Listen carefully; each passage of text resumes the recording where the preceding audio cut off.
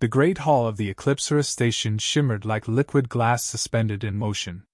Hundreds of alien delegates filled the amphitheater, scaled, feathered, and metallic beings, each cloaked in the colors of their worlds. The air hummed with low-frequency translations and the faint scent of coolant, ozone, and alien pheromones. To outsiders, it was a spectacle of power and civilization. To Elias Ward, it was a room full of potential threats. He stood at the back, near a column that pulsed faint blue. His uniform bore no insignia, gray, unremarkable, practical. To most eyes, he was staff, maybe an aide. That suited him. Invisibility had always been his strongest armor. He scanned the chamber as the delegates murmured greetings. The Veldar Dominion sat opposite the Krakesh hegemony, ancient enemies forced into civility. Around them, the air shimmered with security drones. Every faction's guards carried visible weapons, the equivalent of peacocks displaying their feathers. Humanity alone brought none. Dr. Morella Jan, the human ambassador, stood beside the central dais, her voice calm as she greeted a dozen alien dignitaries in their native tones. Her confidence drew attention, Elias's lack of it deflected it. Perfect balance. He caught reflections in the crystalline walls, two Veldar soldiers exchanging hand signals, subtle but sharp. The gesture was military, not ceremonial. His jaw tightened slightly. He let his gaze wander, noting exits, sight lines, cover points. Years of battlefield conditioning whispered through his mind. You don't relax. You assess, you adapt, you wait. The chamber dimmed. The summit was about to begin. The entrance arch flared with pale gold light. When the sound followed, it wasn't music but thunder and steel, metal boots striking the glass floor. The Veldar delegation had arrived. At their head strode Vraxen Dahl, ambassador warlord of the Dominion. 8 feet tall, built like an armored tank, his scaled plates gleamed under the biolights. He carried no visible weapon, but his claws looked capable of tearing armor. His presence bent the air. The delegates fell silent as he approached the dais. His deep voice carried, rumbling like distant storm clouds. Union calls for peace, he said. But peace is earned, not granted. We remember those who fought. We remember those who did not. His eyes, glowing slits of amber, landed on Elias. He tilted his head, amused. And yet humanity sends this. His claw gestured lazily toward him. A quiet shadow with no weapon. Tell me, Ambassador Jan, is this your idea of defense? Dr. Jan smiled, smooth as silk. Commander Ward is here as a liaison, not a soldier. Humanity trusts the Union's hospitality. The warlord grinned. Trust. A curious word from a species known for fear. Elias said nothing. He met the alien's gaze briefly, then looked away. To everyone else, it was submission. To Vraxen, it was dismissal. The distinction mattered. The negotiations began. Translations flickered in the air as languages overlapped. Elias listened without seeming to. Each delegate's voice carried intent, a tone, a rhythm, a pattern. Beneath the formal words, he heard pulse variations, aggression masked as diplomacy. A slight vibration under his boots caught his attention. He looked down, barely perceptible tremors in the floor. Too even for mechanical fault. Someone had activated an energy conduit nearby. Not part of the summit's power cycle. He glanced at the walls. Bioluminescent veins pulsed faster. No one else noticed. Is something wrong? Dr. Jan murmured through her neural calm. Maybe. Don't react, he replied. Could be a systems test. Or a distraction. Her expression didn't change, but her fingers brushed the datapad's edge, a subtle acknowledgement. Across the chamber, a slender Krakesh diplomat raised a glass of translucent fluid. The crowd followed suit in ritual toast. Elias stayed still, eyes roaming. The reflection from a distant balcony caught his eye, a faint shimmer. Cloaking tech. Someone was up there, moving against the airflow. He adjusted his stance, slow, natural. No one noticed his pupils narrow as his retinal implant focused, filtering light, enhancing thermal signatures. A humanoid silhouette crouched high above the delegates, faint heat blooming near their wrist, a power cell, primed. He exhaled slowly. Timing was wrong for confrontation. Too many civilians, too little confirmation. One wrong move could collapse the summit and brand humanity as volatile. Below, Vraxen spoke again, voice dripping contempt. The Dominion remembers strength. We honor those who fight with claws, not words. The Krakesh delegate hissed. Words build what claws destroy. Laughter rippled through the hall, sharp and ugly. Vraxen leaned back, claws flexing. Then perhaps the humans should moderate. Their kind has seen more war than either of us, if their myths are true. Elias didn't look up, but his focus sharpened. The statement wasn't random. It was bait. The Veldar enjoyed testing nerves. He offered no response. Dr. Jan's voice remained even. We've learned enough from war to value silence. Silence, Vraxen echoed. Or fear? Elias finally looked up. His eyes met the warlord's. Discipline. The single word cut through the noise like a blade. The laughter stopped. The chamber held its breath. Vraxen's smile thinned, but he said nothing. The moment passed, replaced by the hum of resumed debate. Elias's neural implant pinged, a data flicker, encrypted, not Union standard. Unknown source. The transmission lasted less than a heartbeat. He caught one fragment, Phase 1 ready. His stomach dropped. It wasn't just a hidden observer. It was coordination. He leaned slightly toward Dr. January. Possible breach in upper sectors. Maintain protocol. She nodded imperceptibly, continuing her dialogue as if nothing had happened. He moved half a step toward the side aisle. Two Veldar guards shifted subtly to block him. Polite, but deliberate. Elias offered a faint, courteous nod and stopped. He didn't test them. Not yet. The scent of ionized air reached him, sharp, metallic. The kind of smell left before a weapon discharge. No one else seemed to notice. The delegates continued their debate, voices rising in rhythm. He scanned the balcony again.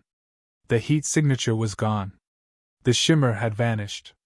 Either the assassin had relocated, or cloaking intensified.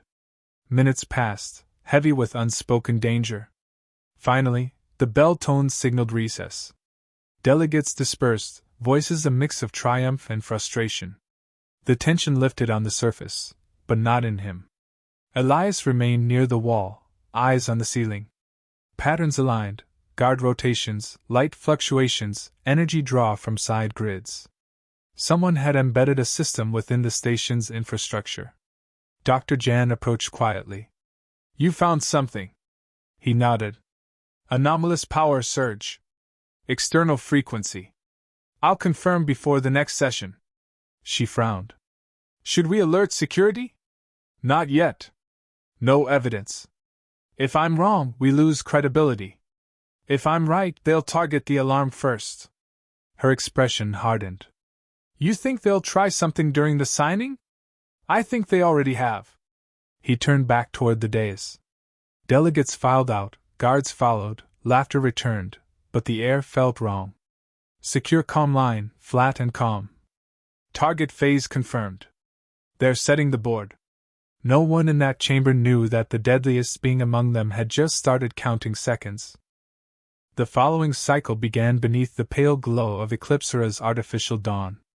The station's rotation simulated sunrise across the curved windows of the grand hall, bathing metallic walls in soft amber. The illusion of calm did its job. Delegates smiled, spoke of progress, and pretended the previous day hadn't bristled with unspoken threats. Elias Ward didn't believe in illusions. He'd been awake for 20 hours, reviewing internal schematics from memory. The anomaly he'd traced, the energy fluctuation in the balcony conduits, was gone now, cleaned as if it had never existed. That wasn't a glitch. Someone had erased the evidence. As he stood by the observation rail, his reflection looked ordinary, gray eyes, steady posture, faint stubble, a man you'd overlooked twice. He'd built his life around that fact. But the pulse behind his calm exterior had changed, steady, alert, waiting. Dr. Morella Jan approached, tablet in hand. Her face carried the polite exhaustion of diplomacy. The Dominion is pressing for direct negotiation this morning. They want the human delegation to witness it. He turned his gaze from the stars. Because they want leverage. Or spectacle, she said.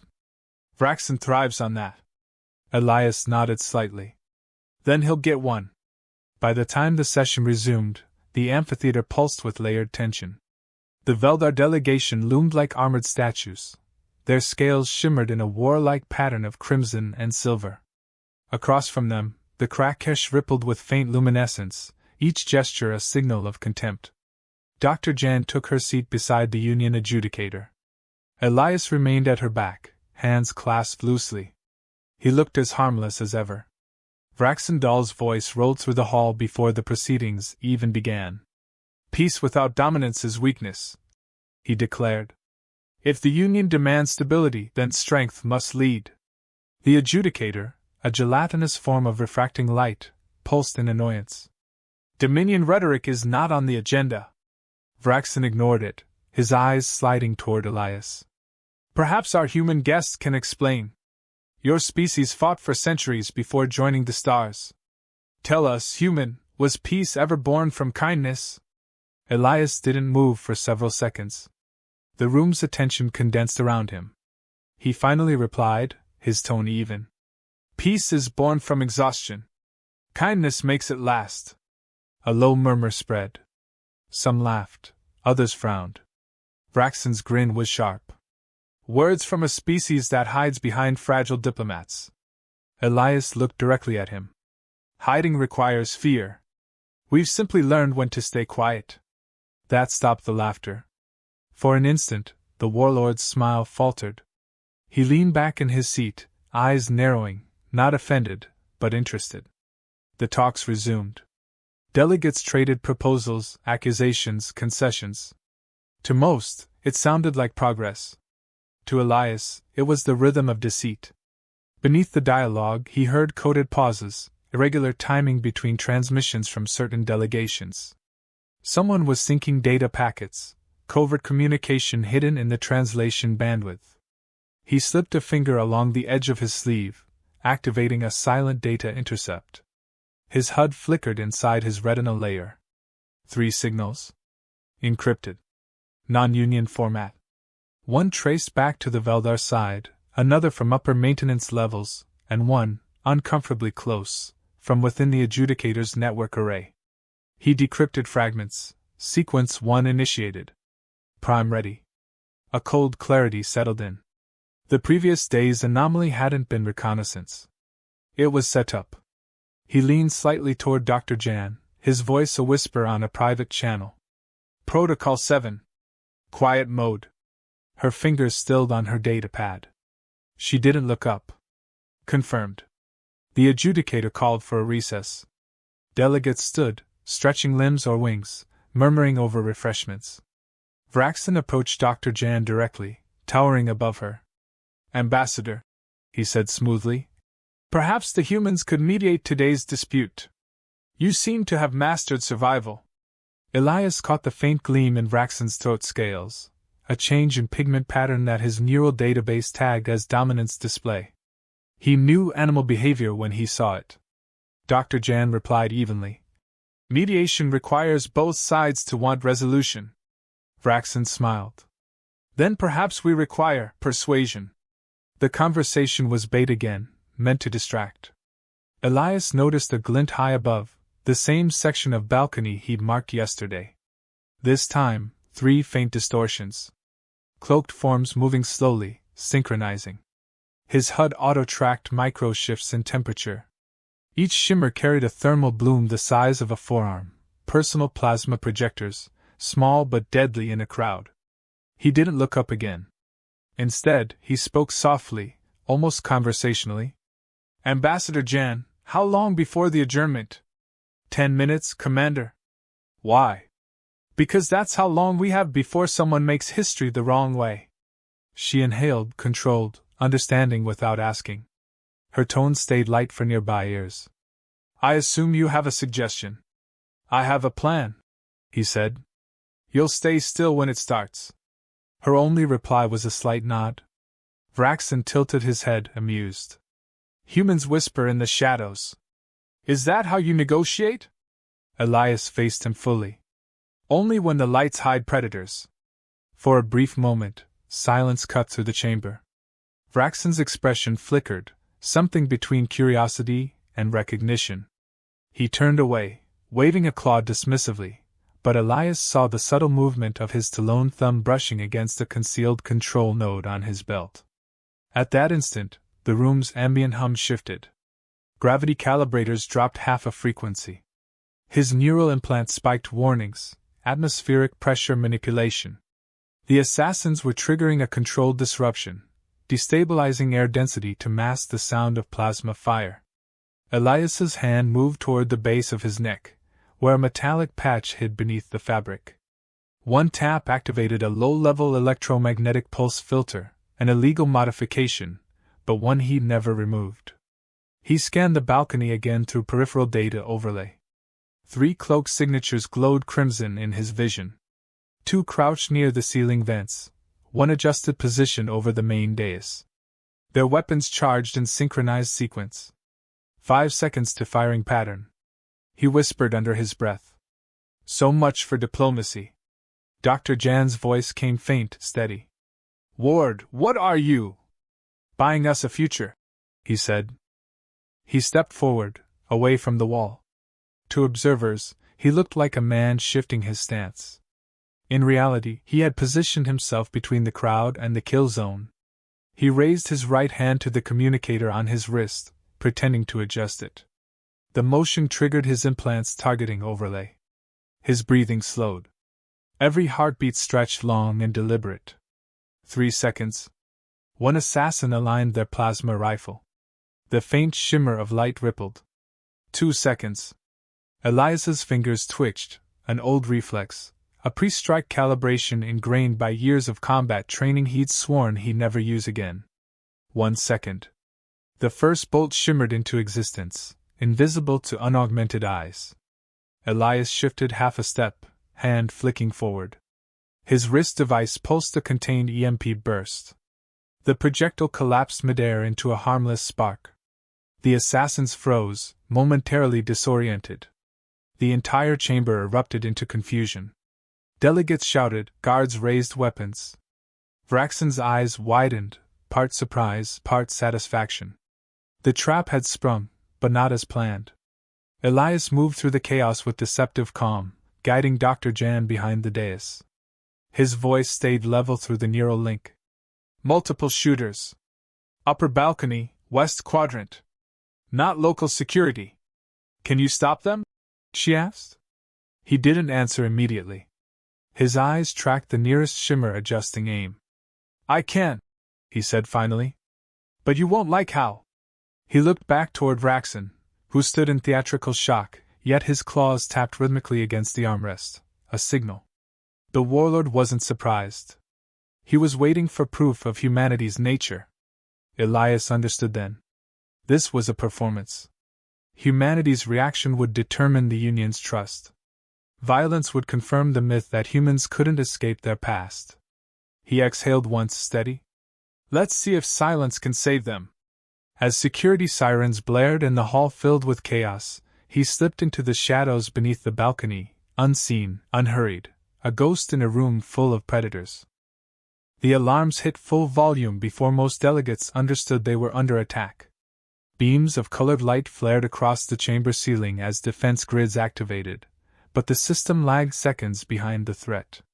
Seconds were a lifetime. Elias Ward was already moving.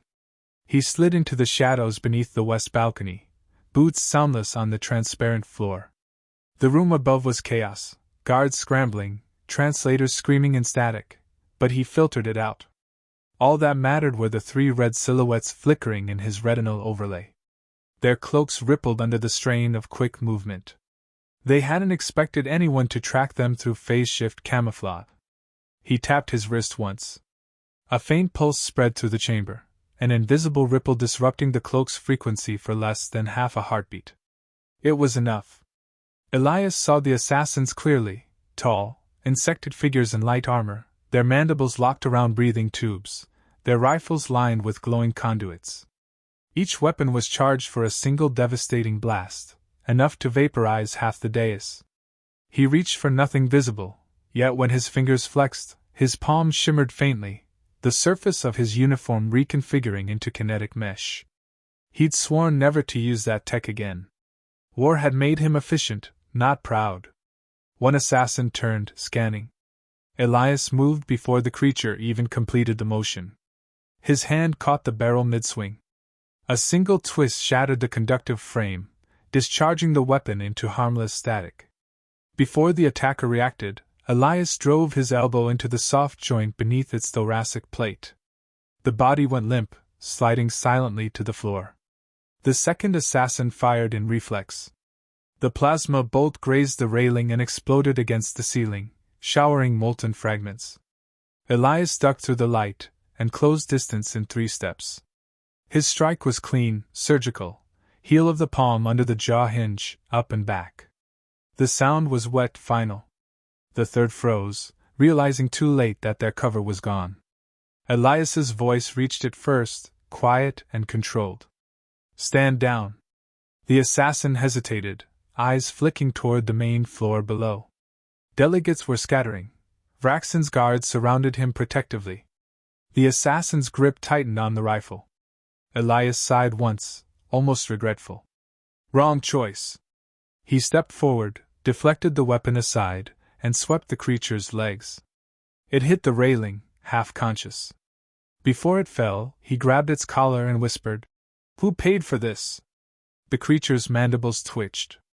"Dominion doesn't pay. It demonstrates." He let go. The assassin hit the floor far below with a dull crack that silenced the chaos. All eyes turned upward. Elias stood framed in the glow of emergency lights. No armor, no weapon, only a gray uniform spattered with ash. For a moment, he looked like the ghost of humanity's forgotten wars. Dr. Jan's voice echoed from the floor. "Ward! Are you clear?" "Clear," he answered, scanning again. 3 hostiles neutralized. 2 confirmed dead.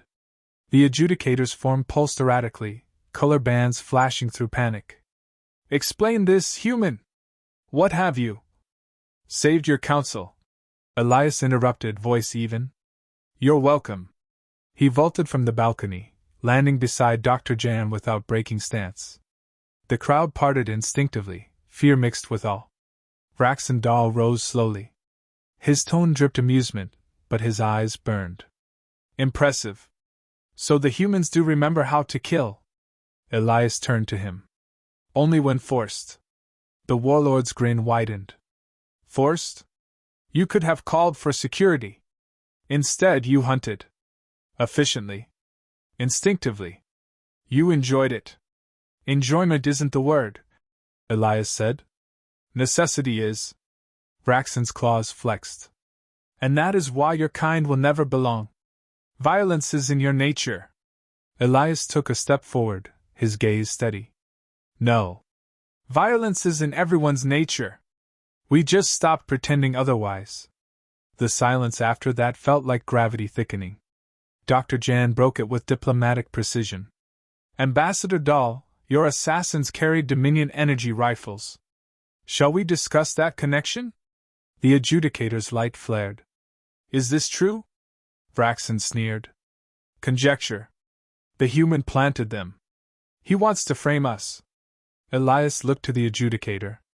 "Check the residue signatures. Dominion alloy uses tritium composites, traceable." A pause. Data streams flowed. The adjudicator's color dimmed to crimson. "Confirmed. Dominion origin verified." Delegates erupted in alarmed chatter. The Krakesh representatives demanded sanctions. The Union guards surrounded the Veldar side. Vraxen's composure fractured. He glared at Elias, hatred raw. "You've destroyed everything."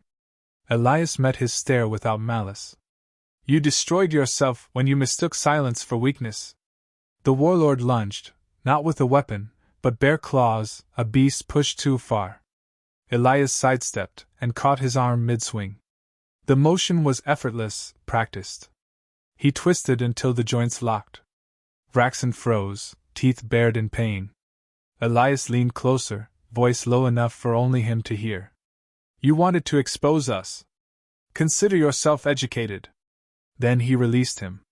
The warlord stumbled back, clutching his arm. Security intervened, binding Vraxen's retinue. The delegates slowly began to understand what they had witnessed. The smallest, quietest being in the room had saved the galaxy's fragile peace with movements so precise they bordered on inhuman. Dr. Jan approached him carefully. Commander, I'll have to file a full incident report. You know what this will do to our image. Elias gave a faint smile. Better a reputation for survival than extinction. She looked at him, reading more in his eyes than he said. You didn't just stop an attack. You proved a point. Maybe, he said. But they won't remember the truth. They'll remember the fear. He walked toward the far doors as Union security sealed the chamber. The crowd parted again, murmuring, watching him with the same caution one reserves for a loaded weapon. When he reached the corridor, the noise faded into distant echoes. The hum of the station returned, steady, indifferent. He slowed his steps only when he was certain no one followed. Inside his quarters, the silence was heavy but clean. He peeled off his gloves, flexing fingers that ached faintly. His reflection in the viewport showed nothing extraordinary. Tired eyes, faint shadow of stubble, a uniform smeared with dust. Ordinary again. He touched the glass, watching Eclipser adrift against the planet's glow. Hundreds of species aboard that station would rewrite what they'd seen today, some in awe, others in dread. Humanity had reminded them of an old truth: peace wasn't the absence of violence, it was the mastery of it. The door chimed once. Dr. Jan entered quietly, holding a datapad. The Union Council wants a debrief at 000. They're calling it the Eclipsera incident. Congratulations, Commander, you've made history.